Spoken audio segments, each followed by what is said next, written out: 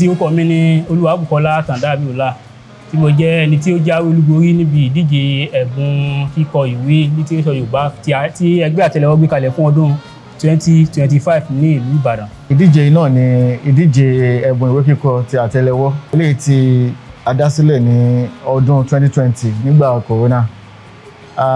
Ìdí tí ó jẹ́ kí a bẹ̀rẹ̀ ìdíje yìí òun náà ni láti lè mú ìlọsíwájú bá Literature Yorùbá.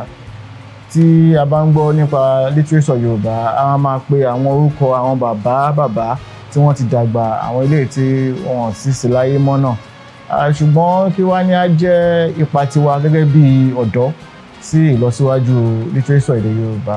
Ìtorí náà ló yẹ ká gbé ẹ̀bùn ìwé kíkọ Atelewo sílẹ̀, ló yẹ ká gbé kalẹ̀ fún ìlọsíwájú èdè Yorùbá, Literature Yorùbá. Ọdún tí a bẹ̀rẹ̀ náà ni ọdún 2020 bí mo ṣe sọ síwájú, tí a ṣe ìfilọ́lẹ̀ kínní ìdíje náà.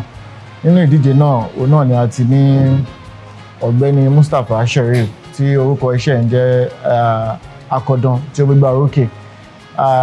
Ọdún tó tẹ̀lé, òun náà ni a ní Waliyu Tunde Abimbola, eléyìí tí iṣẹ́ rẹ̀ jẹ́ àyàn ògbufọ̀ animal farm tí jọjọ́rọ̀ ẹ̀kọ́ tí ó pè ní oko ẹranko, ó gbégbá orókè.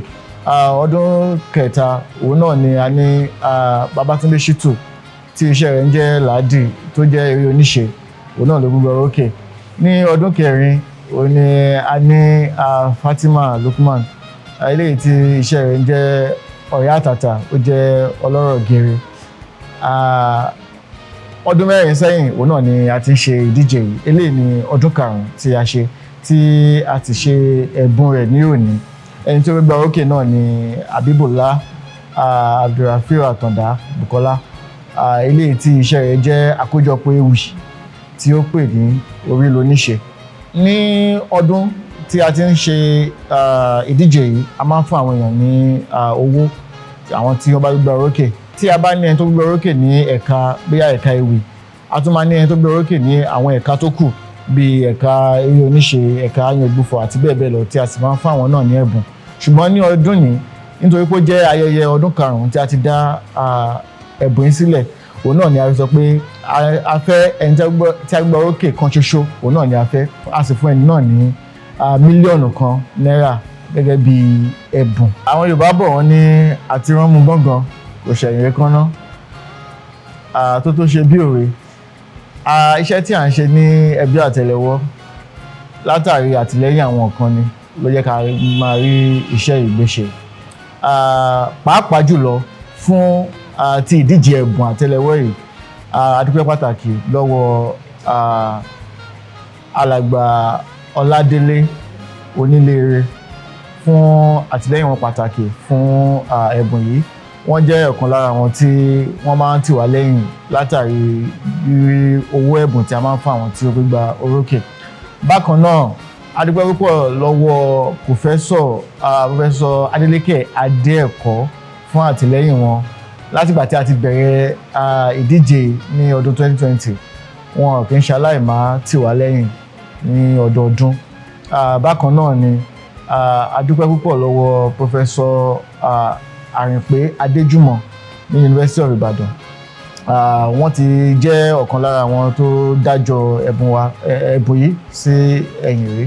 Wọ́n sì máa ń tì wá lẹ́yìn ní ọdọọdún látàrí ẹ̀bùn yìí náà.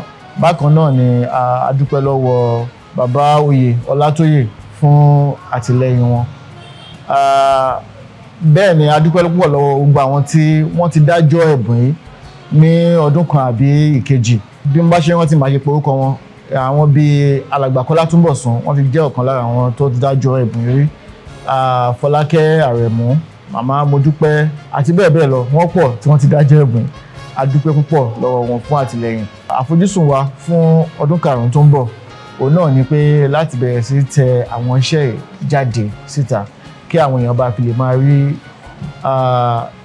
iṣẹ́ tí àwọn ọ̀dọ́ wa ti ṣe ní látàrí gbígbé Literature èdè Yorùbá ga. Gẹ́gẹ́ bó ti sọ, ìkan tí à ń fojúsùn náà lélẹ̀.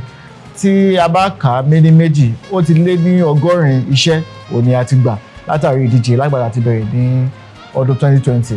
Àfojúsùn wa àti èròǹgbà wa náà ni pé kí a tẹ àwọn ìwé ìjáde kí àwọn èèyàn lè ní lọ́wọ́, kí wọ́n lè kà á lákàgbádùn, kí wọ́n sì lè kẹ́kọ̀ọ́, kí wọ́n sì lè fi gbé ògo Yorùbá lárugẹ. Gẹ́gẹ́ bí a ti mọ̀, eléyìí kì í ṣe ìkan tí èèyàn ń sọ ní bòókẹ́lẹ́. Èdè Yorùbá ó ti jẹ́ èdè gbajúgbajà, ó ti jẹ́ èdè àgbáyé. Àṣà Yorùbá sì jẹ́ àṣà àgbáyé. Tẹ bá lọ sókè òkun, tẹ lọ sí ìlú ọba, tẹ lọ sí Faransé, tẹ lọ síbí, kò sí ní rí ẹni tó mọ èdè Yorùbá sọ, ní ẹni tó nífẹ̀ẹ́ sí èdè Yorùbá. Tá bá sì tún wò, a máa rí pé gbogbo àwọn olórin wa tó jẹ́ ọmọ Yorùbá bí wọ́n ṣe ń gbé Yorùbá lárugẹ, ó ń wúni lórí jọjọ. Eléyìí sì ń jẹ́ kí èdè náà kó jẹ́ èdè àgbáyé. Tí ẹ bá wà níbì kan tí ẹ̀yin náà ń gbé èdè àti àṣà Yorùbá lárugẹ, ẹ má jẹ́ kó rẹ̀ yín o. Àlùmọ́nì gidi ó ní èdè àti àṣà Yorùbá. Ẹ jẹ́ kí a jìjọ máa gbé lárugẹ. Orúkọ mi ni Ibrahim Ọ̀rẹ́dọ́lá. Mo sì jẹ́ ọ̀kan lára àwọn tí ó dá ẹgbẹ́ Àtẹ́lẹwọ́ sílẹ̀ pẹ̀lú ọ̀rẹ́ mi Razak Malik Gbọ́láhàn.